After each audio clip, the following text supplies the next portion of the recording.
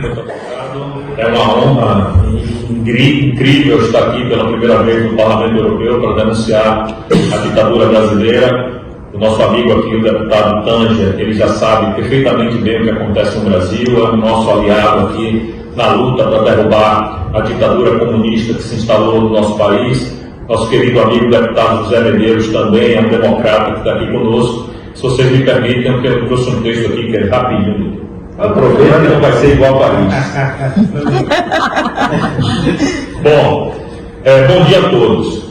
Hoje falo com vocês não apenas como alguém que tem vivido uma realidade difícil, mas também como alguém que, apesar de estar fisicamente longe de tudo que eu amo e construí em meu país, carrega a luta pela liberdade do meu povo. Meu nome é Adriano Castro, jornalista, e venho aqui para compartilhar um pouco da minha jornada, que não é minha sozinha, mas de todos nós, que ainda acreditamos que a liberdade de pensamento e a liberdade de expressão e a liberdade de questionar não podem ser jogadas ao vento.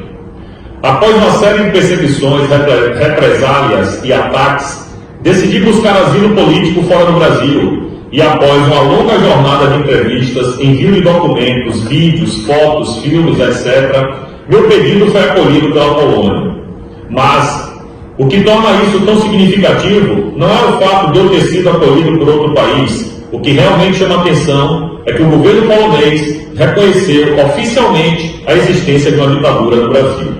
Um governo de um país europeu hoje sabe que existe uma perseguição aos que se declaram de direita.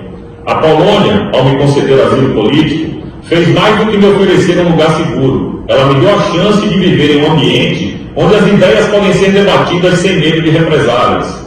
O reconhecimento de uma ditadura no Brasil não é uma opinião isolada, mas um diagnóstico de quem acompanha o cenário político e social de perto e de quem vê os ataques à liberdade e aos direitos humanos acontecendo diante dos nossos olhos.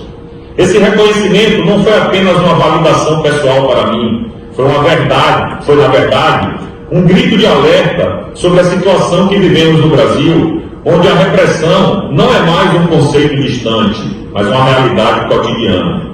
Um Brasil onde a liberdade de expressão está cada vez mais sendo cerceada, onde o direito de pensar de forma diferente, de se posicionar contra o sistema e de criticar o governo e a Suprema Corte e seus ministros, tudo isso sendo atacado, silenciado e, em muitos casos, criminalizado. O regime brasileiro, em sua forma atual, não precisa de tanques nas ruas ou de um golpe de Estado explícito.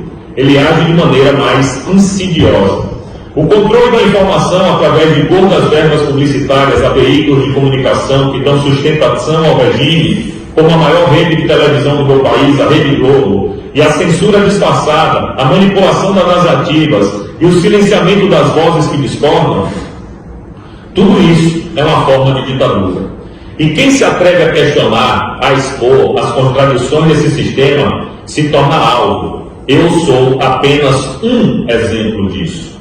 E por isso estou aqui hoje, não apenas para falar sobre a minha experiência pessoal de ser o primeiro asilado político brasileiro dessa ditadura do judiciário, mas para dizer a todos vocês que a nossa luta está longe de acabar. Não importa onde eu esteja fisicamente, a minha missão segue. E ela é a mesma missão de todos os que se recusam a ser silenciados, de todos os que acreditam que a liberdade de pensamento e a liberdade de expressão são direitos inalienáveis. Já denunciei a ditadura no Parlamento francês, na Assembleia Nacional e também no Parlamento português, a Assembleia da República. Agora, com muito orgulho, estou aqui no Parlamento Europeu em Bruxelas para dizer que existe um asilado político brasileiro na Europa. E é porque alguma coisa muito errada acontece no Brasil, também, desculpa. Também em outubro, irei ao Parlamento inglês e em Londres, e voltarei ao Parlamento português mais uma vez, Sr. Tanger. Estarei lá em outubro também para denunciar, lá junto com o senhor e os nossos colegas do Chile. Tudo isso é um grande esforço para mim, que não disponho de meios financeiros para ficar com todas essas despesas de viagem, mas é uma missão que estou encarando com seriedade e resiliência. Eu não sou um exilado, eu sou um asilado político. E essa distinção é importante porque ela diz muito sobre a situação que vivemos no Brasil. Eu não saí do meu país porque escolhi, mas porque fui obrigado a isso pela crescente repressão e pelo medo de ser silenciado pela pressão política que se impôs sobre mim e tantos outros. Existem hoje no Brasil centenas de presos políticos que vivem em condições subhumanas e nas masmorras do regime. Pessoas idosas, gente humilde, trabalhadora, que jamais cometeram nenhum crime, estão condenadas a penas que nem os maiores bandidos do Brasil receberam, que chegam a 17 anos de cadeia. Simplesmente porque o judiciário inventou um golpe de Estado fictício que jamais aconteceu. E ao estar aqui, recebi não só o amparo do governo da Polônia, mas também um alerta que a Europa precisa despertar. Porque se a Polônia reconhece a ditadura, se o governo polonês tem a coragem de me acolher e fazer esse reconhecimento formal, então cabe a vocês, representantes do povo europeu, o reconhecimento do que está acontecendo no Brasil. Cabe a vocês denunciarem a ditadura comunista em seus pronunciamentos no plenário desta casa. Não podemos deixar que a narrativa de controle, de medo e de censura prevaleça. Não podemos permitir que o Brasil se transforme num lugar onde as ideias sejam sufocadas, onde o livre pensar, garantido pela Constituição, seja criminalizado, processado e preso, onde o juiz seja ao mesmo tempo vítima, acusador e julgador em processos secretos.